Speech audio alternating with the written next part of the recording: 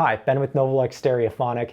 As a full-time audio technician, I've seen a lot of vintage receivers come through with damage that was completely avoidable. So in this video, I'm going to share 3 common mistakes to avoid so that you can extend the life of your prized vintage receiver. Here's the first mistake. Never plug a 1/4 inch to RCA adapter into the headphone jack on the front of your vintage receiver. The reason that I think people do this is to allow them to interface a subwoofer with a vintage unit. And the idea is actually kind of okay. What they're looking for is a variable output so that when they change the volume control, the audio at the speaker output jacks and the audio at the subwoofer come up and down together. But the logic in that is flawed. In order to understand why plugging something like this into the front of your receiver is a bad idea, we need to take a closer look at what this adapter is actually doing. Before that, let's take a peek at something that's completely acceptable to use, a 1/4 inch to 1/8 inch adapter.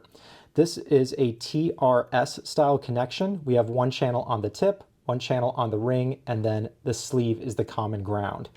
Now, when we plug in this RCA to 1/4 inch adapter, you can see that the ring connection is tied in with the sleeve. So this channel is actually getting tied straight to ground. So let me show you what happens in the real world if you plug one of these into a receiver.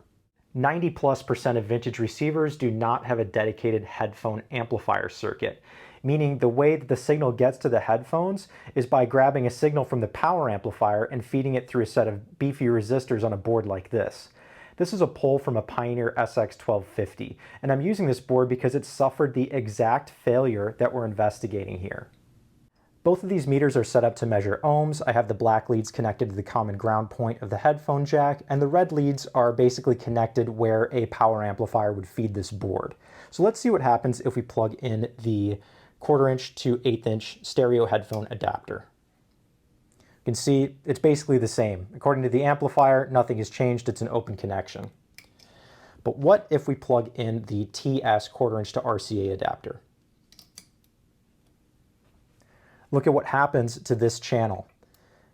This portion of this resistor is tied to ground, so the power amplifier is seeing a 150 ohm load, and when you turn up your amp to feed your external subwoofer or whatever device you've mistakenly connected this way, you're only going to get one channel, and the other channel, all of its power is going to get dumped into this resistor.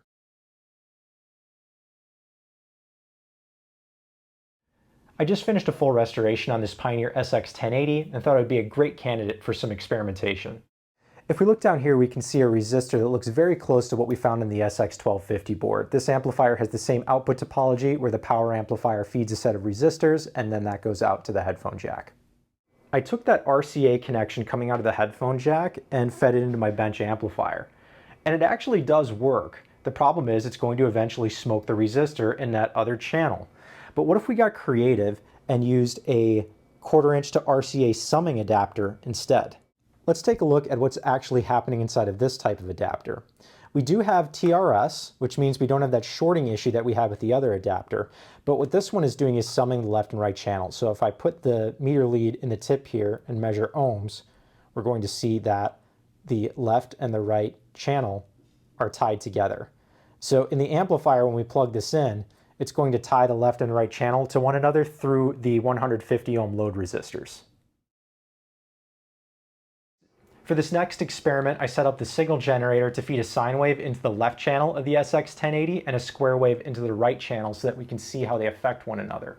So if I bring this up, we're looking at the output of the SX1080's speaker A terminals on the oscilloscope on the left, and on the right, I have it connected to the output of this Macintosh amplifier. Imagine this is our subwoofer.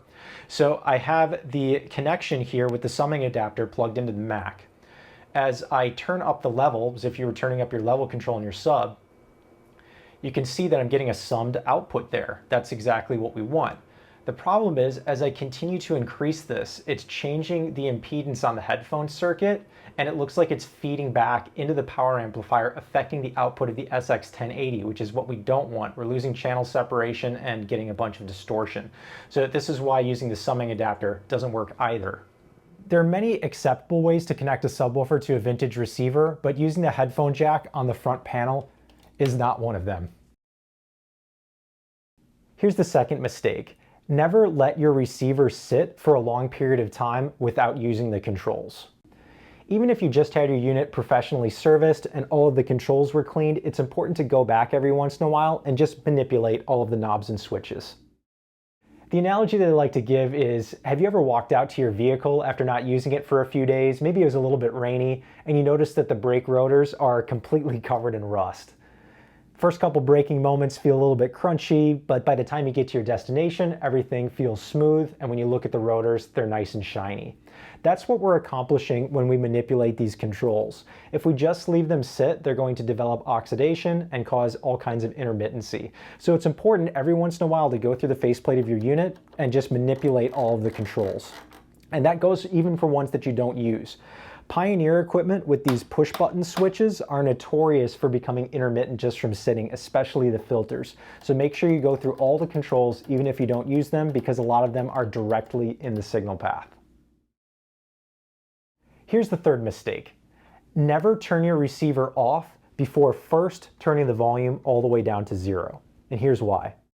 A lot of higher end vintage receivers have a speaker protection circuit that uses a relay, and here's how to find out if your unit has that feature. If we power on and it always takes a while for it to make music and you have to wait for that click, that's a relay. A relay is basically a switch, but instead of manipulating it yourself, it's controlled by an electromagnet. So when the unit turns on, after the power on delay, that relay will close, and that interfaces the output of the amplifier with the speaker. Now the problem comes in when you have your volume cranked up really high and you turn off the unit.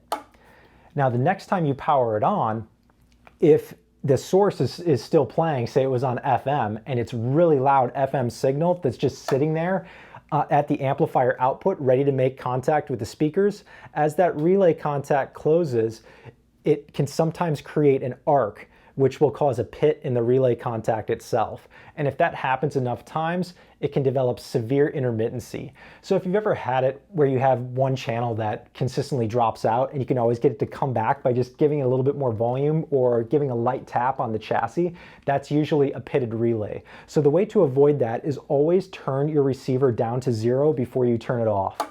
That way, the next time you power it on, when that relay contact closes, there's no current there to pass to the speakers and you don't get any arcing. I tried to set up an experiment at the bench to show a relay arc in real time, but I couldn't reproduce the arc with the loads that I have available. Speakers work a little bit differently. They're a reactive load, which means they have an element of inductance. So there's a much higher likelihood that an arc will form when you're dealing with an actual speaker rather than a dummy load. But what I am going to do is open up the relay that I pulled out of this unit, and we can see what pitting looks like from a real world example. Here's the speaker protect relay that I pulled out of that SX1080 during the restoration. Let's open it up and see if there's any signs of pitting.